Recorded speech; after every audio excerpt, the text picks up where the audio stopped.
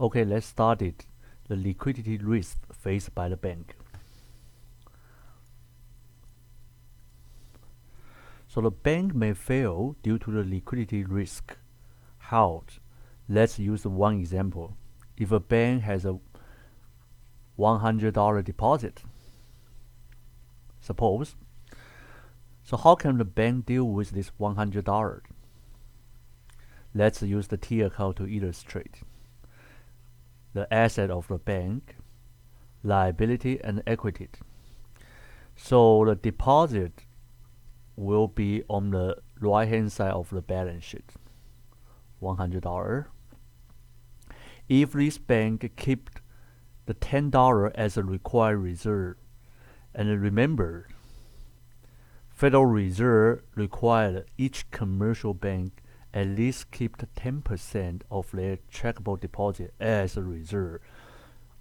So if this bank put out $10 as a reserve, and they can lend out the $90 assets reserve as loans. So the two sides of the balance sheet are actually balanced. So now, if there's a request to withdraw $10 from this bank, what happened to the T account?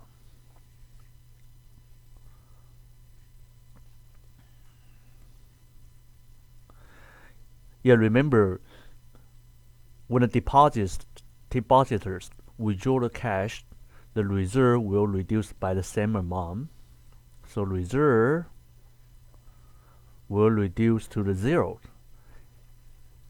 That's outflow of the deposit. So $90 left because the withdrawal of the $10. The loan still $90. So both sides are still balanced. But can a bank survive in this case? No, the problem is what? The reserve declined to the zero, but according to the Federal Reserve requirement, at least 10% of the deposit should be kept as a reserve. So which means required reserve under this case is 10% of the $90 is $9. However, this bank has no cash on hand, has a zero reserve. So that's the reason the bank will fail. So what will be the solution? There are actually several solutions you can solve this problem. One solution is, because the now reserve declined to the zero, bank can go out to borrow money. So that's what we talk about, the bank borrowings. So we still can use the T account to illustrate this. Do you still remember where do the banks can borrow money from? They can borrow from other banks. That's what we call the federal funds market. They can also borrow from the Federal Reserve. That's what we call the discount loan markets. Or they can borrow from the other banks and the corporation. That's a repurchase agreement market.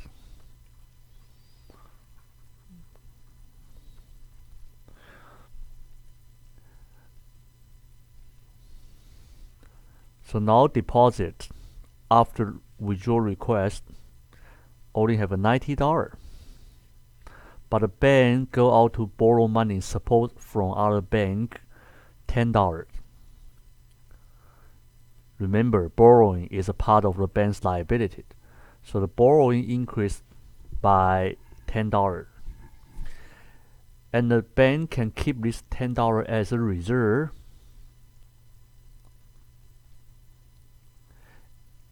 And the loan still $90. So in this case, after borrowing, reserve increased from the 0 to 10. So now does this bank meet the 10% required reserve ratio? Yes, because the the bank has $90. The required reserve is $9 as we showed previously. So the $10 meet this minimum $9 required reserve. Another solution is the bank actually can keep assets reserved. So we have to start this story from very beginning.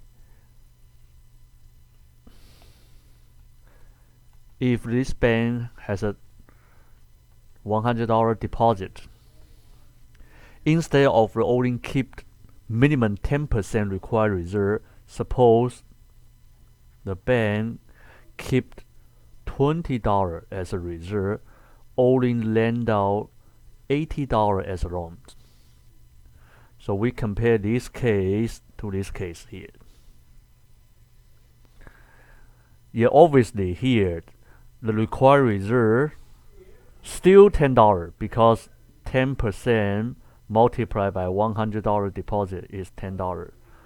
Assets reserve will be $20 subtract $10 required reserve is 10. So if someone come here to withdraw $10, what happened? And you can see from this T account,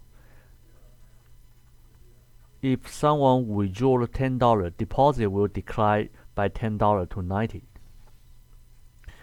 And the reserve will reduce by $10 to 10. And the loan still keep the same, 80. Can this bank survive under this case? Yes, because the reserve $10 is greater than 10% required reserve, which is $9.